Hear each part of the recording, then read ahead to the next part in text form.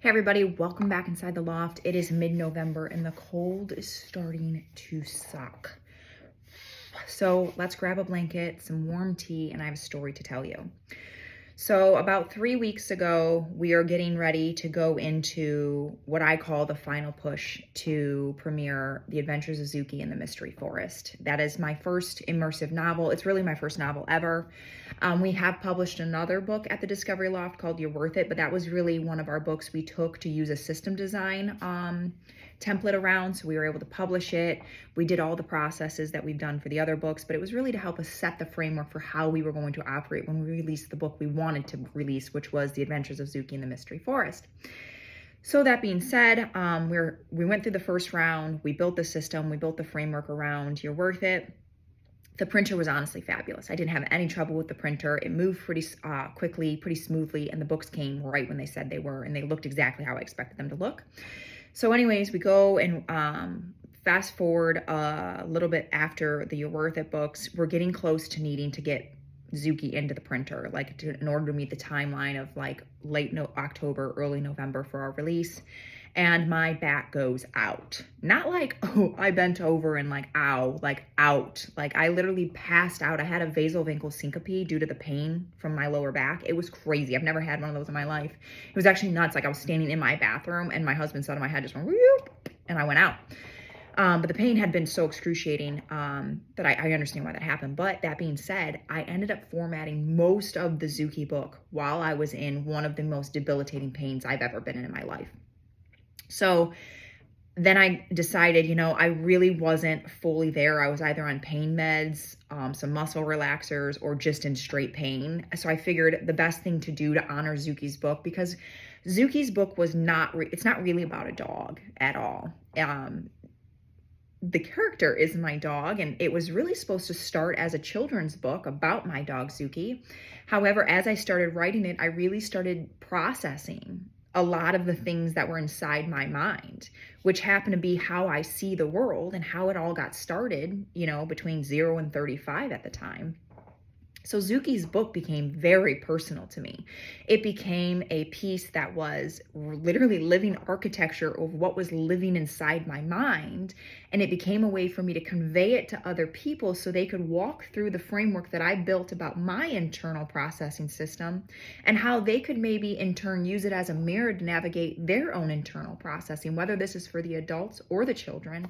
I really don't feel like the book is for one category at all. I think it's for anybody who has the ability to reflect on circumstances that they're interpreting and see what that means to them and how it fits into their life, their ecosystem, and their processing system. So it became a work that became very, very deeply personal to me.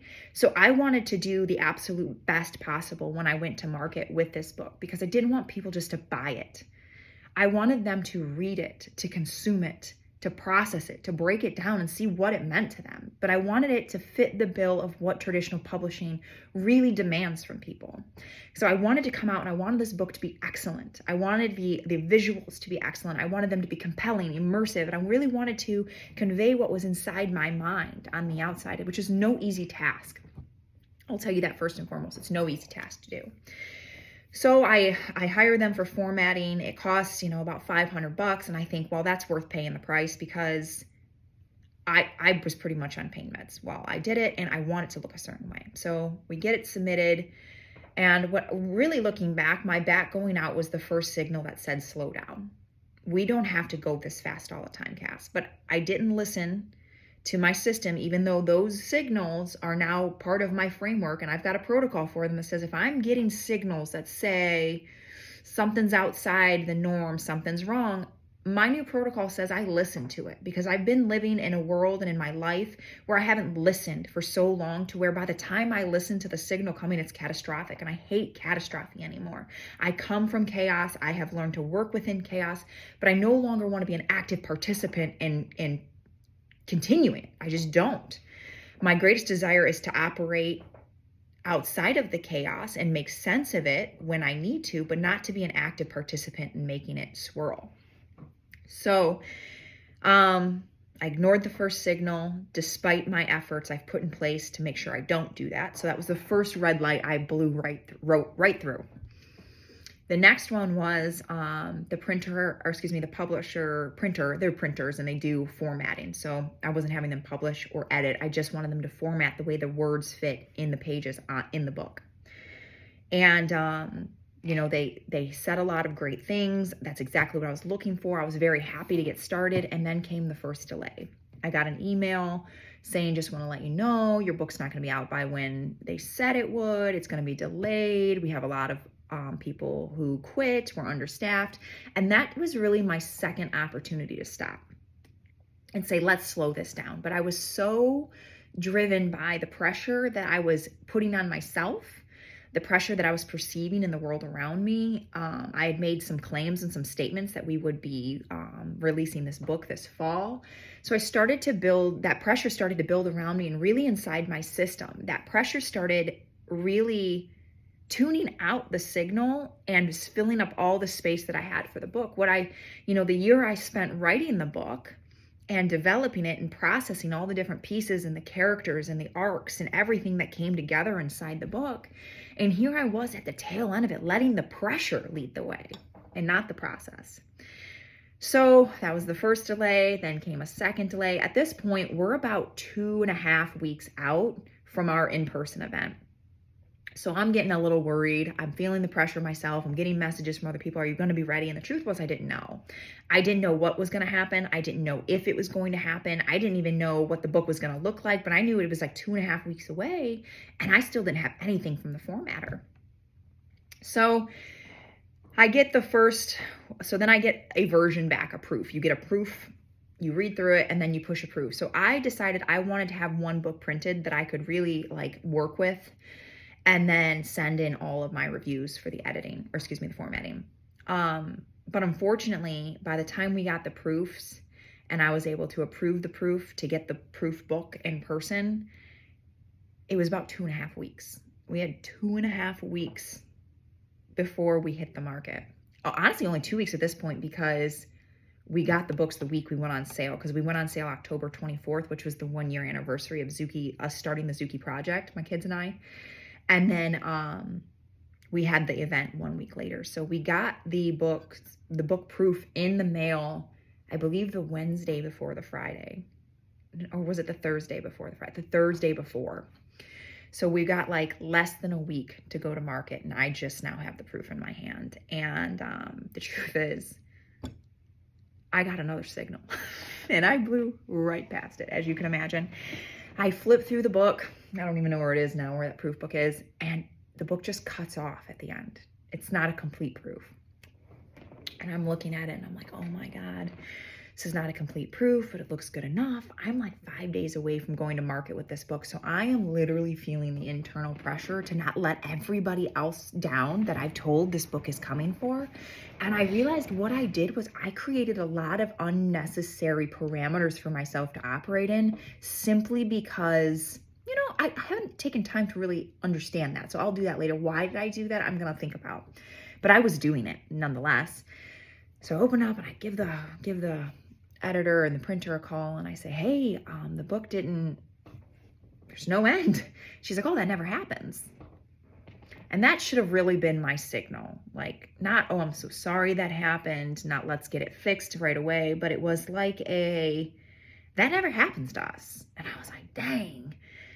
And I really started feeling defeated before here, because I already felt the pressure. So I was like, all right, well, it doesn't typically happen. The book looks okay enough. Let's just get it moving, because at this point, I only have 5 days to get it ran, shipped, and delivered to me. So I'm running out of some serious time at this point. And everything went pretty well after that. We got the books, the orders in, the co-creation coloring storybooks came in, everything started coming in all the week of. And so here we finally had the materials, they were coming out. I was happy with them. They looked good. The front covers of the hard copy special editions had some blemishes on them, but I was like, let it all go. It's part of the process. Let's go. So I was still believing it was part of the process, which is true. The process can be very messy when you start something new. Think about when you cook. Have you ever made a new meal and you want to do a great job? And it doesn't matter if you've even made the meal before. It doesn't matter. You got to make a mess to make a meal or make the magic. And the truth is, the first time you make that meal will not be the best time because you're still learning things out. You're still feeling, why are we using these ingredients? Like, what is this for? Like, what texture am I really looking for? And that's usually what I'm doing after I make a meal for the first time, is I'm feeling for texture, taste, like what I would have said or what I would have done differently. But the fact of the matter is, before you can ever get to that part, you have to make a mess. And some people make more of a mess than others, but it really just comes down to what framework are you working in, how many times have you seen this particular thing, and how you can operate. So anyways, moving forward, we get the books, and now it's full steam ahead to get all of these books packaged, everything ready. We didn't have a chance to weigh them or do the packaging. Like, everything got really bottlenecked at this point because the shipping process didn't get really formalized because of the lateness of the book. So, but we were like, whatever, we'll figure it out as we go. That's how we work. We work really well on the fly, which is true. But this time I didn't want to do that. I didn't want to be working on the fly. I wanted to use my systems. I wanted to use my frameworks. And I wanted to prove somewhat to myself that I can be non-chaotic, that I can harness the chaos. And I think what happened next is really why it broke for me. So next, we go to the event. It went well. The special dinner went well. There were some quirks about it, but it went well nonetheless. We had tons of people come out to support us. So many people loved their books. But now it had been about a week. Everybody had their books, and some text messages started coming in. Hey, did you notice on page 38 or 28, whatever it was, a line was duplicated? Shit. Open it up, there it is. And I instantly start feeling overwhelmed and frustrated, like, oh, well, that is not what I meant. It wasn't in my version.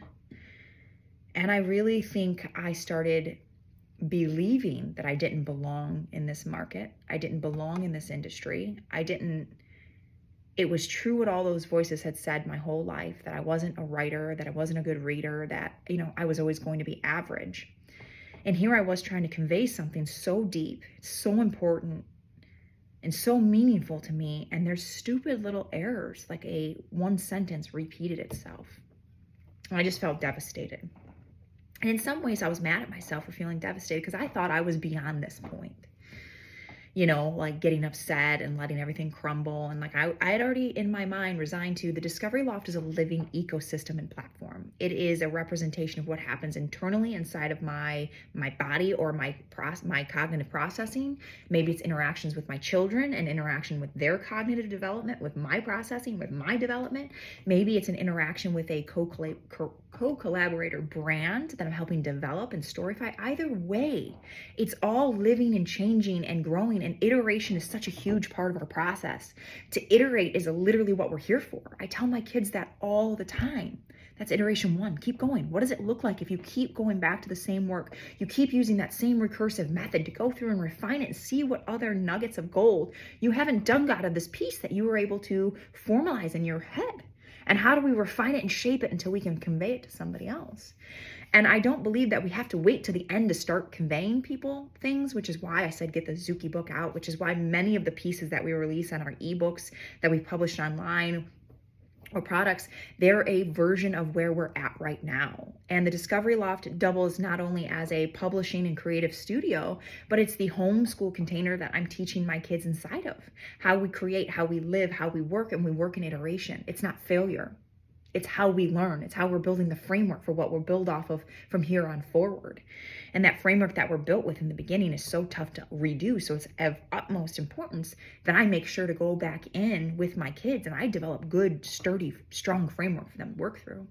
The tough part that I'm finding is while helping them develop that framework, it really exposes the holes in mine.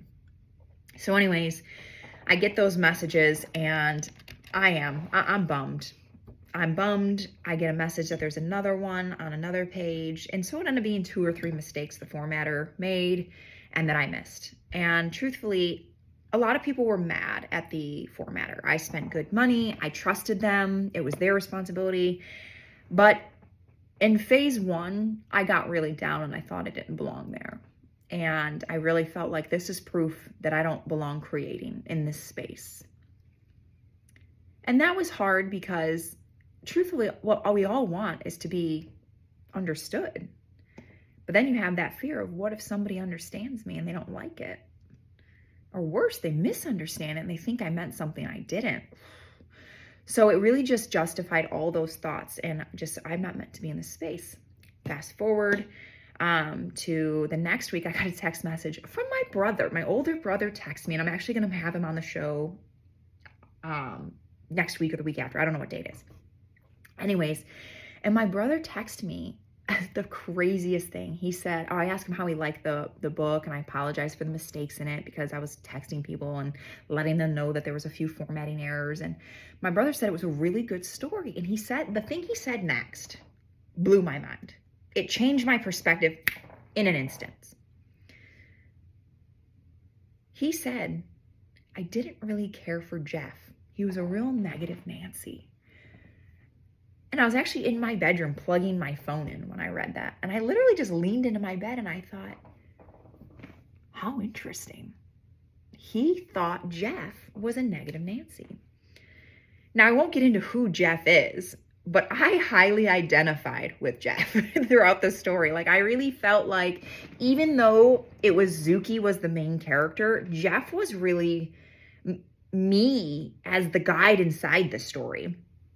So it was funny that Scott found him annoying.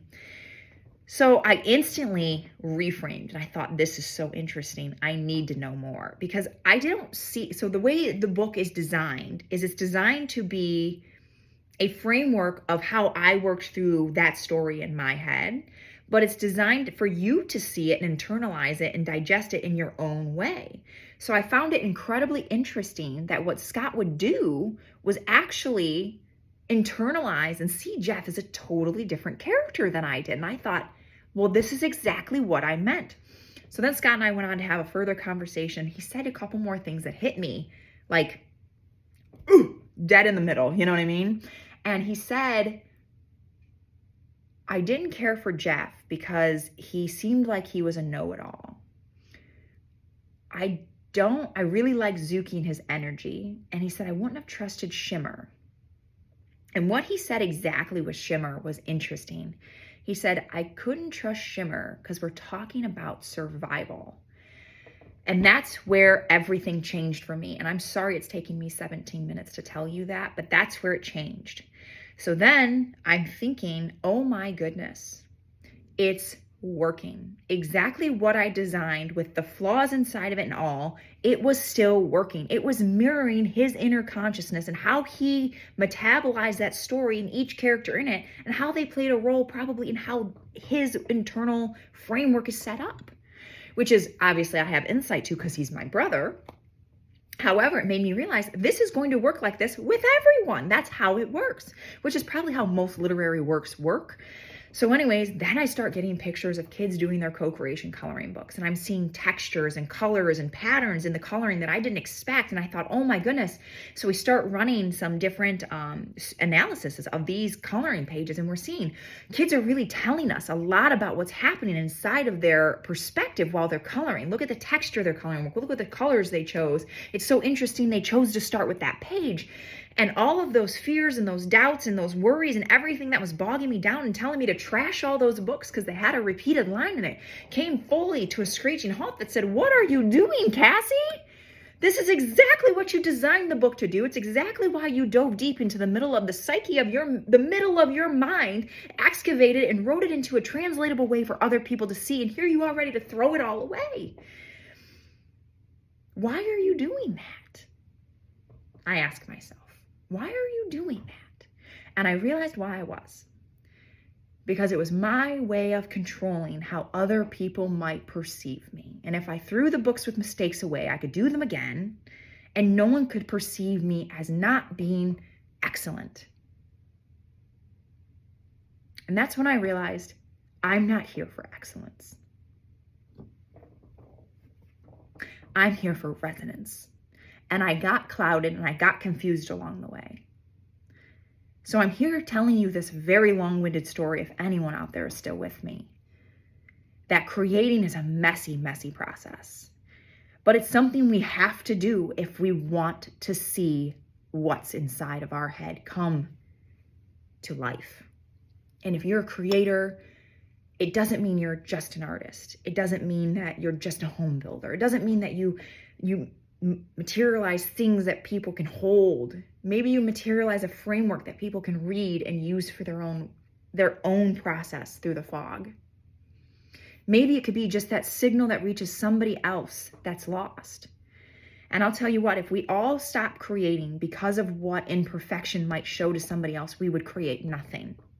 So this is my message to you, saying that if you're wanting to create something, if you're wanting to materialize and convey and translate something that's been sitting inside you, and the thing holding you back is the fear of what somebody else might think of what it looks like when it's messy, I challenge you to do it anyways. So I'm challenging myself to do the same. And Zuki's books are going back online today, and I'm going to continue selling them. We're going to continue shipping them. We're going to continue to get them in the hands of people who want to read a story like that.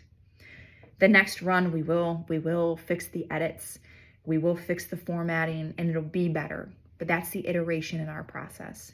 And here at the Discovery Loft, we vow to be a constantly transparent, living platform that brings you where we're at in the process and where we iterate in the future. So thank you so much for being here with me today. Stay warm. If you're somewhere warm already, send me some sunshine. And I look forward to seeing you guys on the other side. See you soon.